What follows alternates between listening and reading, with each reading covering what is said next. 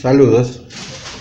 Cuando votamos democráticamente hay que tener cuidado, porque es posible, y en muchos casos se da,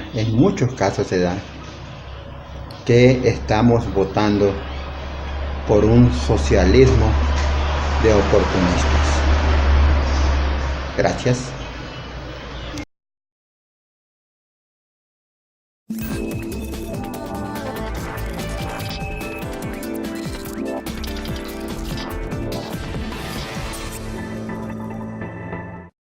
Hola, soy Max Kaiser y esto es Kaiser Report. ¿Saben que me he hecho una nueva cuenta de Twitter? Se llama Real Max Kaiser. La antigua ya es un museo, porque en ella aparecen todos los tweets que he escrito sobre el Bitcoin desde los albores de su existencia, cuando se cambiaba por $1. Por eso puede considerarse un museo de historia. En cambio, mi cuenta nueva, como digo, se llama Real Max Kaiser. Ahí es donde podrán seguirme y leer mis geniales tweets. En fin, hoy vamos a comparar el socialismo del siglo XX, un sistema en el que el Estado tendía a hacer malas inversiones que luego había que rescatar, provocando la quiebra de la economía, con el capitalismo del siglo XXI. Un sistema en el que los que hacen las malas inversiones son los bancos, que también son los beneficiarios de los rescates, provocando igualmente el desplome de la economía. Y en esos estamos a día de hoy. ¿Stacey? Es casi como ese anuncio de Bernie Sanders en el que señalaba que Jamie Dimon es el mayor socialista corporativo de todos los tiempos. Sí, porque es un ejemplo de malas inversiones y de no dejar que el mercado se comporte como tal, rescatando a aquellos que toman decisiones equivocadas hasta que la economía se va a la quiebra o hasta que se produce una quiebra sistémica como el coronavirus chino, que es producto de la quiebra económica mundial que ha provocado la locura de las divisas fiat. Pues hablando del coronavirus, la verdad es que podemos utilizarlo como excusa para explicar por qué nos encontramos en este escenario del programa de hoy, en el que voy a estar tanto en la primera parte como en la segunda, aunque con dos decorados distintos. Ahora lo que vemos es el skyline de Nueva York, con el toro y el oso, y diversos colores como el rosa, el verde o el magenta, aunque bueno, cada tono concreto tiene una denominación especial, es mi hermana la que los ha elegido. El caso es que este es el decorado que tendremos durante toda la primera parte, pero no se pierdan la segunda, porque tendremos otro totalmente distinto. En fin, volviendo al socialismo corporativo, hay una cosa muy llamativa que viene pasando desde la crisis de las .com, allá por el 2000 o el 2001, que las burbujas y las crisis son cada vez mayores, con una Reserva Federal que da una respuesta mucho más grande de las que daba en tiempos de Alan Greenspan, porque el Banco Central se ha convertido en el mercado. Y otra cosa que también llama la atención es que las malas noticias que publican las grandes empresas resultan las mejores noticias para sus accionistas, porque cada vez que ocurre las acciones se disparan, sobre todo en el caso de entidades como Boeing, demasiado grandes para caer. Boeing es la empresa de ingeniería aeronáutica por antonomasia en Estados Unidos, la que concentra el 7% de las exportaciones del país. Vamos, que tiene que sobrevivir, desde luego con más motivo que JP Morgan, el banco que preside Jamie Dimon. Pues bien, última hora, Boeing publica sus primeras pérdidas anuales en más de 2 décadas mientras sigue la crisis del 737 MAX. Max, tú fuiste agente de la bolsa y seguro que en tu época, cuando una empresa registraba pérdidas por primera vez en 20 años, les decías a tus clientes, hay que vender esas acciones. Pues ahora no. Al conocerse la noticia, las acciones subieron el 1,74% antes de la apertura del mercado y siguieron haciéndolo posteriormente. Vamos a contextualizar las cosas desde el punto de vista histórico. En los años 50, tras la Segunda Guerra Mundial, Estados Unidos era un país en auge, con 2 empresas de refresco dominantes en el mercado que competían la una con la otra. Pues bien, imagínate que una de ellas hubiera anunciado que habían encontrado un ingrediente tóxico en su refresco. Sus acciones se habrían desplomado. En cambio, ahora, en el 2020, con este nuevo capitalismo del siglo XXI basado en los rescates, la flexibilidad monetaria y el dinero fiat, si esa empresa hace un anuncio de ese estilo, ten por seguro que lo rescatan, porque eso es lo que hace el Banco Central, o sea, el Estado, con todas las malas decisiones e inversiones.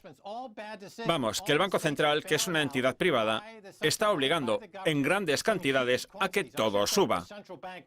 Esa es la diferencia entre el capitalismo de hoy, que no lo es tal, sino más bien una extraña forma de socialismo, como señala Bernie Sanders, y el que había en los años 50, que era un capitalismo mucho más auténtico, por decirlo así.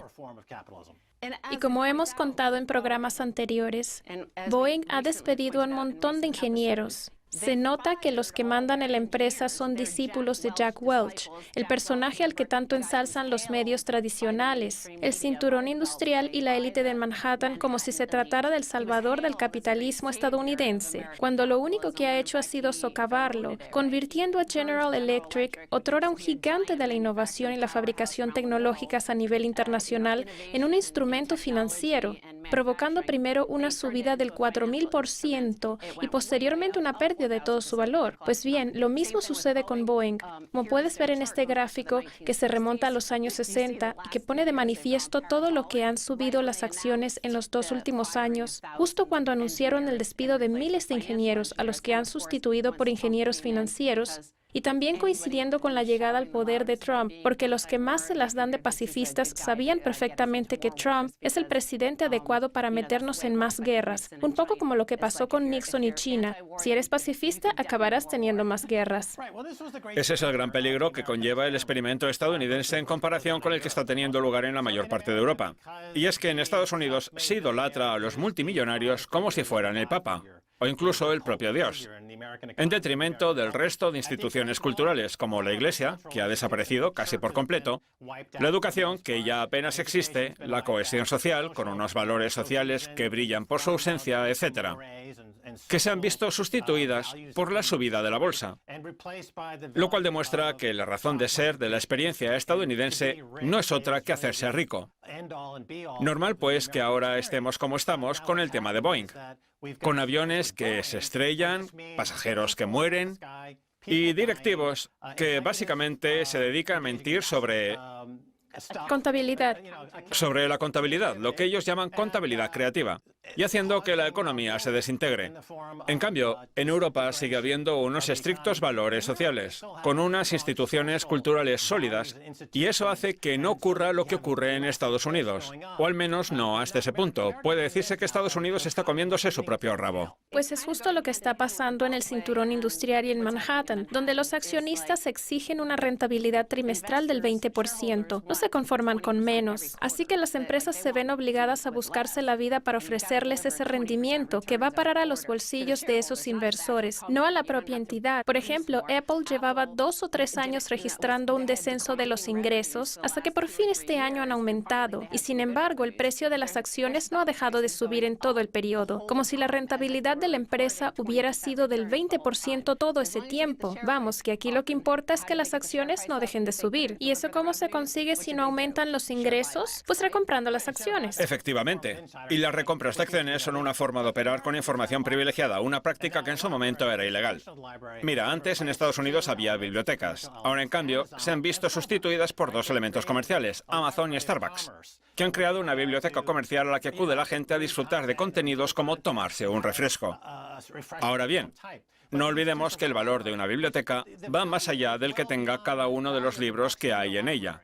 Forma parte del tejido social. Sí. Con unas partes que valen más que el todo, y eso es lo que hace que la sociedad sea viable. De ahí esa lucha por preservar el dominio público. El problema es que todo se ha monetizado, comprado, vendido, convertido en materia prima y en última instancia destruido. Por eso el alma estadounidense se está desintegrando a marchas forzadas. Pues ya que dices que las partes valen más que el todo, si la bolsa sigue subiendo es gracias a todas las malas noticias que hay, porque el mercado cree que esas malas noticias harán que intervenga la Reserva Federal, como ya está haciendo, aunque el valor contable de esas empresas sea negativo. De hecho, si se vendieran, sus dueños no sacarían nada y se quedarían endeudados hasta las cejas.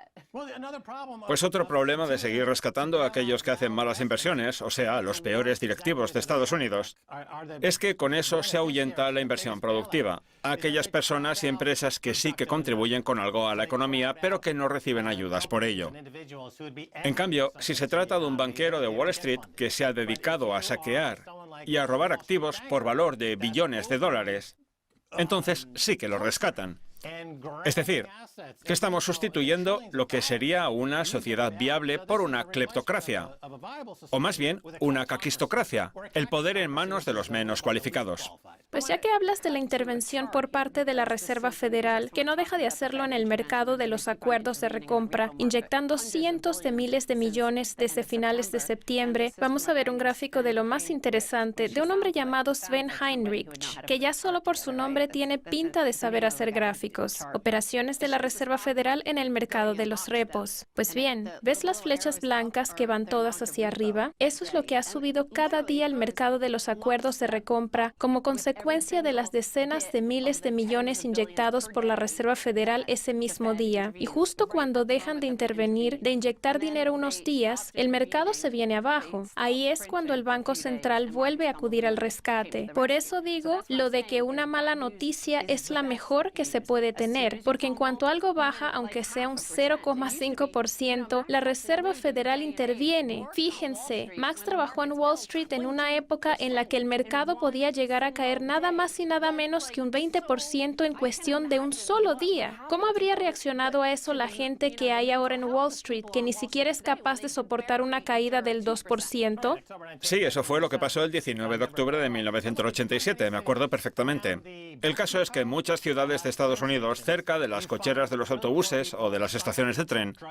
hay un montón de pobres, drogadictos, prostitutas. ¿Y eso por qué? Pues porque hay un flujo constante de personas desesperadas que llegan en autobús o en tren.